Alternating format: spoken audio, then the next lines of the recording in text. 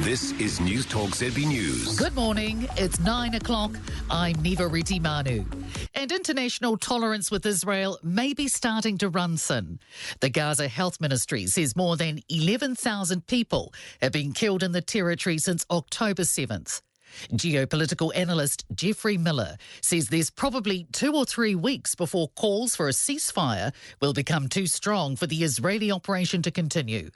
Miller told Mike Hosking Western allies are running out of patience. With Emmanuel Macron from France calling for the ceasefire, and even I think the US is showing some disquiet when you look at some of those statements from Antony Blinken and Jake Sullivan. This is Newstalk ZB News. Good morning. It's 6:30. I'm Niva Riti Manu. The United States is cautioning Israel against occupying Gaza. It comes after Israeli Prime Minister Benjamin Netanyahu says the country will have overall security responsibility for an indefinite period after the war ends. International geopolitical analyst Jeffrey Miller told Kate Hawkesby Israel doesn't want a power vacuum in Gaza or Hamas to rebuild, so their only option is occupation. And that's going to be disastrous. I think it will be a bit like a post-Iraq war with when the US occupied Iraq, for example, but it's probably going to be the only option. Now, have we seen a shift in the war rhetoric over the weekend? Anthony Blinken, too many Gazans were being killed. US wants more action to protect civilians. Macron told the Israelis to stop killing women and babies, and we saw huge protests globally, of course, over the weekend. International geopolitical analyst Jeffrey Miller, who's parked in the UAE at the moment, is with us. Very good morning. Good morning, Mike. So these increasing calls for ceasefires, Netanyahu keeps rejecting it all. Is he still on firm ground or not?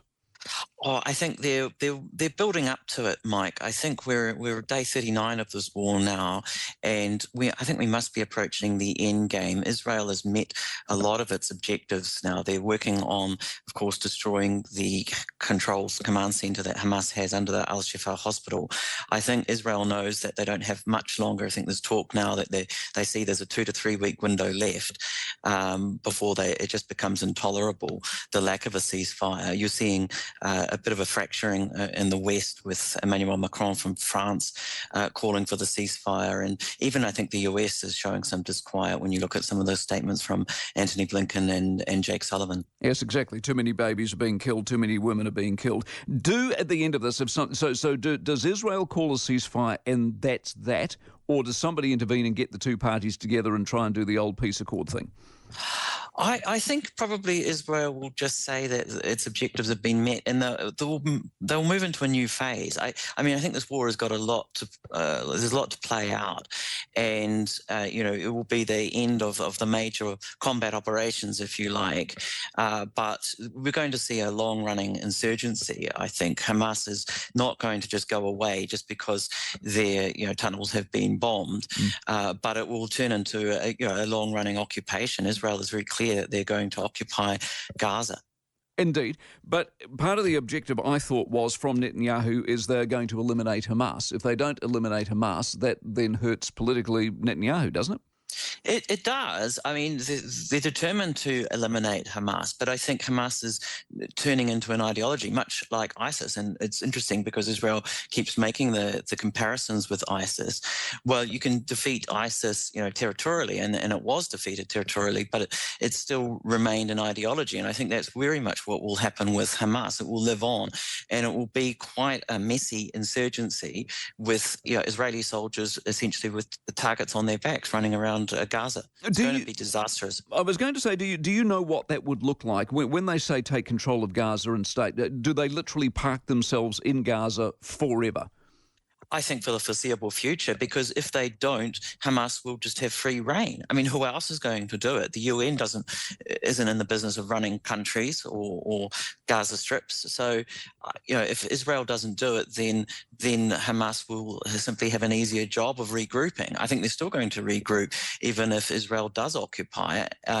And I think perhaps the best comparison is the Iraq War. When the US declared victory, mission accomplished back in 2003, and then the real war almost began after that point, the insurgency against US troops that were occupying Iraq. I think that's probably one of the better comparisons that we have at this point, but it's really anyone's guess, of course, exactly how it all transpires. Well, we'll stay in touch, Jeffrey, because you're the expert. Appreciate it very much, Jeffrey Miller, out of the UAE this morning, 18 minutes away from 8. Hosking. Obviously.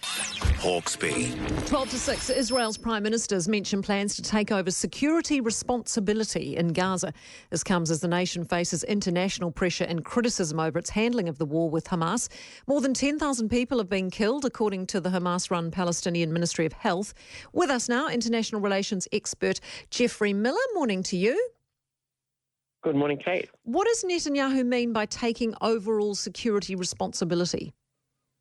I think he means an occupation. I think that's probably the only solution that Israel has to the issue. They don't want a power vacuum in Gaza. They don't want Hamas rebuilding. So their only option will be to occupy the territory. And that's going to be disastrous. I think it will be a bit like a post-Iraq war with when the US occupied Iraq, for example. But it's probably going to be the only option. Biden is asking Netanyahu for a pause. That doesn't look like it's going to happen anytime soon. I mean, how much of a rift could we see here between Israel and the US, given Israel doesn't seem to be listening to America anymore?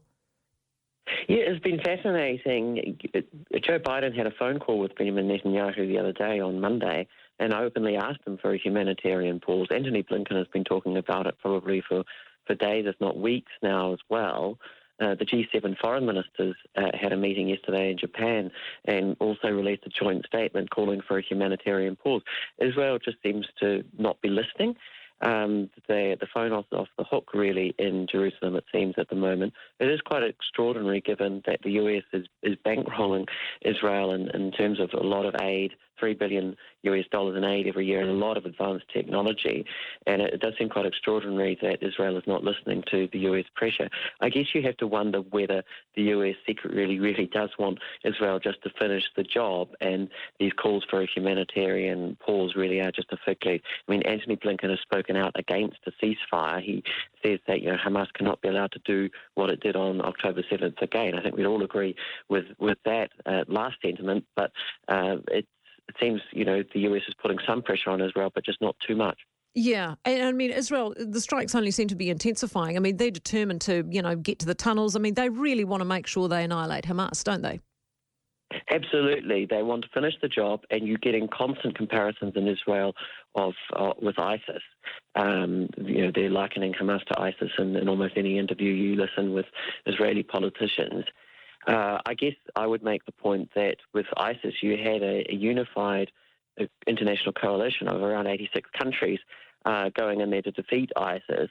And with what you've got here, Israel seems to be unifying many, many countries against it. The Arab world is pretty united, and Muslim world now, and it's bringing Saudi Arabia and Iran, two old arch rivals, very close together. They're holding a summit this coming weekend. So I think Israel needs to be very careful here. They're very determined to eliminate Hamas. I think that's very understandable. There's a lot of outrage. There are those 240 hostages that are being held by Hamas. But if they lose public opinion and international public opinion, and I think they're doing that day by day, it's going to be very, very hard for the long-term solution here. Jeffrey, thank you so much for being with us. Always appreciate having you on. Jeffrey Miller, international geopolitical analyst.